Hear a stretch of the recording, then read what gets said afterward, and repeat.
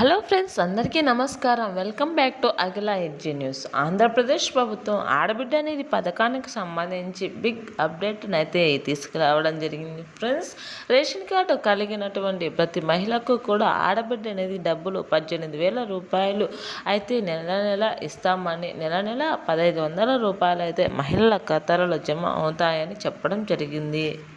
ఇది ఆంధ్రప్రదేశ్ మహిళలకు భారీ శుభవార్త అని చెప్పవచ్చును. ఫ్రెండ్స్, ప్రతి నెల 1,500 రూపాయలు అంటే మహిళల యొక్క ఆర్థిక స్థితిని మెరుగుపరుచుకునేందుకైతే మంచి అవకాశం అని చెప్పవచ్చును.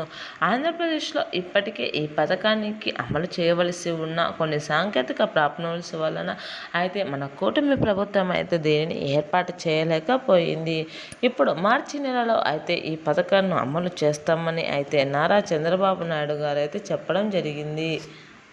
మహిళా దినోత్సవం సందర్భంగా మహిళల ఖాతాలలోకి 1,500 రూపాయలు జమ చేస్తామని, ప్రతి మహిళ దీనికి అర్హురాలు అవుతుందని అయితే చెప్పుకొస్తున్నారు.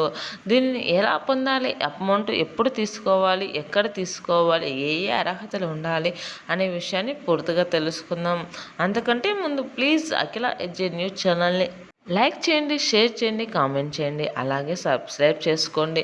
అలాగే మీ ఫ్రెండ్స్ అండ్ ఫ్యామిలీ మెంబర్స్కి కూడా షేర్ చేయండి. అలా అప్పుడే నేను చేసే ప్రతి వీడియో మీ వరకు చేరడం జరుగుతుంది. ఇప్పుడైతే పూర్తి ఇన్ఫర్మేషన్ అయితే తెలుసుకుందాం. ఆడబిడ్డ నిధికి సంబంధించి కూటమి ప్రభుత్వం అయితే ఎన్నికల సమయంలో ఇచ్చిన మాట ప్రకారం అయితే ఈ అమౌంట్ను ప్రతి నెల 1,500 రూపాయలను అయితే జమ చేస్తామని అయితే చెప్పడం జరిగింది.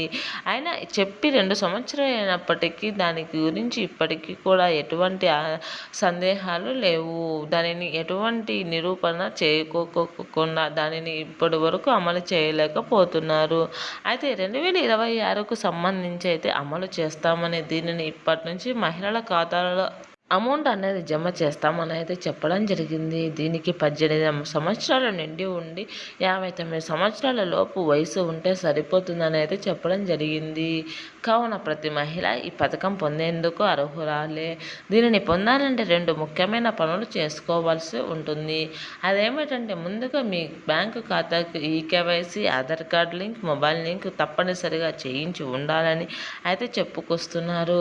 అలాగే మీకు కుల ధృవీకరణ పత్రం కూడా తప్పనిసరిగా అవసరం అవుతుందని, దీనిని కులాల వారీగా అయితే రిలీజ్ చేస్తామని అయితే చెప్తున్నారు. ఎందుకంటే వెనుకబడిన వర్గాల వారు, ఎస్సీ, ఎస్టీ, మైనారిటీ, బీసీ వర్గాల వారు మహిళను అభివృద్ధి చేసేందుకే ఈ పథకం యొక్క ప్రధాన లక్ష్యం అని అయితే చెప్పడం జరిగింది.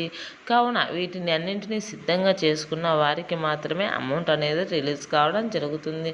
దీంతో వివాహం అయినా కాకపోయినా ఎటువంటి సంబంధం లేదని, 18 సంవత్సరాలు నిండి ఉంటే చాలని అయితే చెప్పడం జరిగింది.